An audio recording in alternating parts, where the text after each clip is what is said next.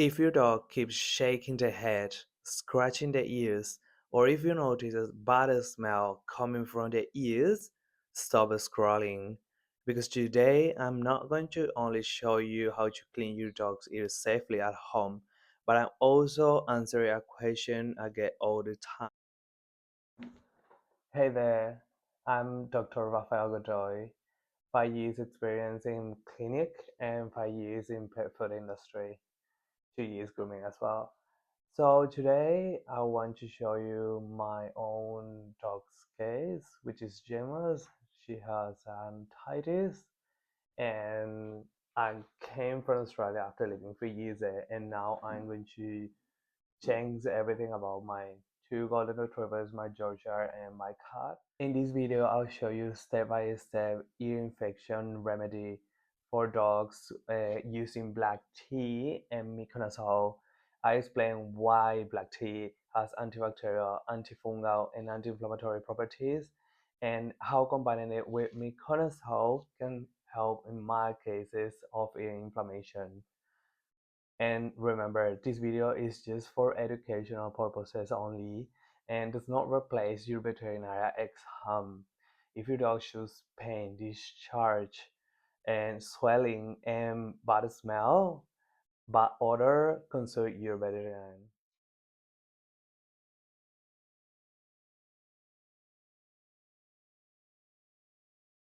I begin showing black tea, followed by miconazole, then the syringe and mixing container, then the spoon, little spoon, and rat tooth, forceps, and cotton balls.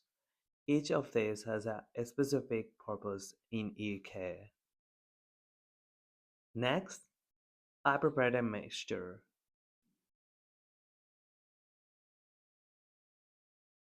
I place approximately 1 tablespoon of miconazole, which is about 1 gram, into the container, and then 3 milliliters of black tea.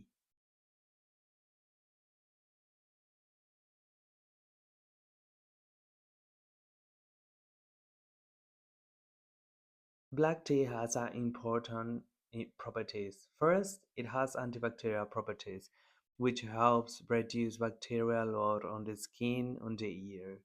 Second, it has fungal properties, which help reduce bacterial load on the skin of the ear.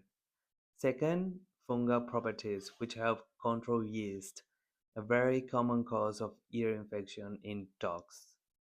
Then I mixed it. By combining miconazole with black tea, we're addressing both microbial growth and inflammation at the same time. Both are mixed together until a smooth, homogeneous solution is achieved. Miconazole is included because it specifically targets yeast, which is one of the most frequent organisms involved in canine ear infection, especially in dogs with allergies or chronic skin inflammation.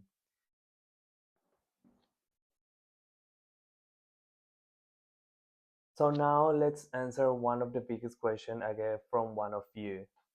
In all the videos I've seen, vets or groomers remove the hair inside the ears. It looks like it would contribute to an ear infection. So removing ear hair is not always necessary and not for all the dogs. In some breeds, excessively hair can trap moisture and debris. In other dogs, removing hair can cause microtrauma, which means inflammation, and inflamed skin means or equals higher infection risk. So yes, in many cases, unnecessary hair removal can actually make ear infection worse. So how this fit to our story? Remember what we talked about earlier? Inflamed skin. plus moisture plus trauma equals infection. And that's why ear care must always be individualized. Before I apply the mixture, the ear is cleaned. I use the leftover black tea and cotton to gently clean Gemma's ears. This step lasts approximately 2 minutes. Cleaning first is important because wax and debris can block contact between the treatment and the ear canal. Using black tea during cleaning helps calm the ear while removing debris, rather than irritating already inflamed tissue. This is done gently. Never use cotton buds or Q-tips, as they can push debris deeper into the ear canal and cause further problems. Ear infections don't appear overnight. They usually start quietly, with inflammation, discomfort, and small signs we often ignore. This is not just about putting drops in the ear. It's about understanding what's happening inside your dog's ear and how small decisions make a big difference. While we're cleaning the Gemma's ears, we have to make sure the pinna is very clean as we cleaning now. After this cleaning, we're gonna take a syringe and fill it up with our preparation, with our mixing. All we can take.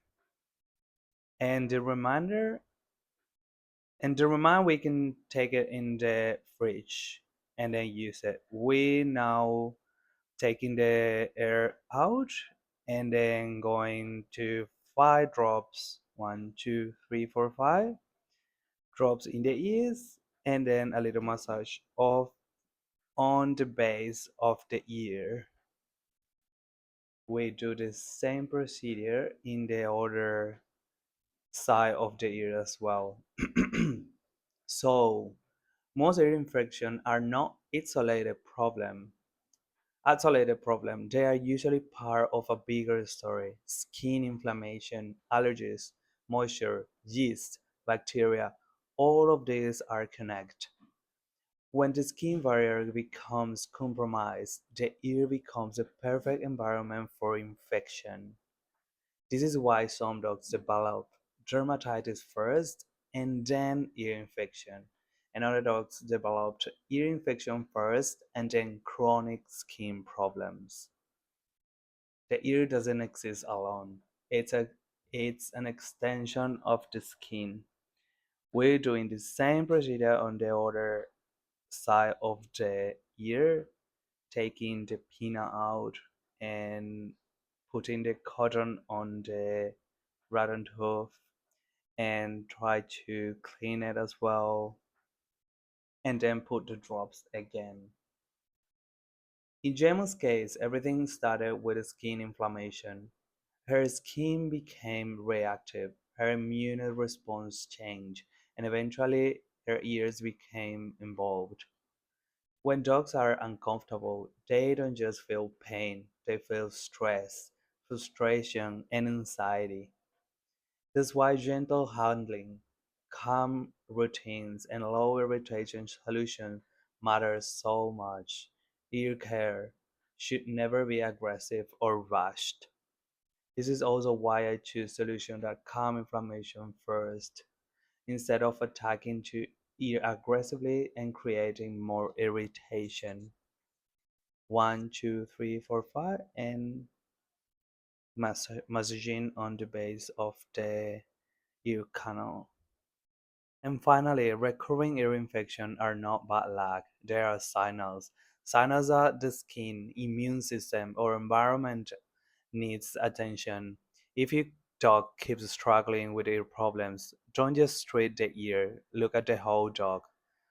Thank you for being someone who wants to understand, not just treat symptoms. Your dogs feel that difference. And please subscribe if you like it.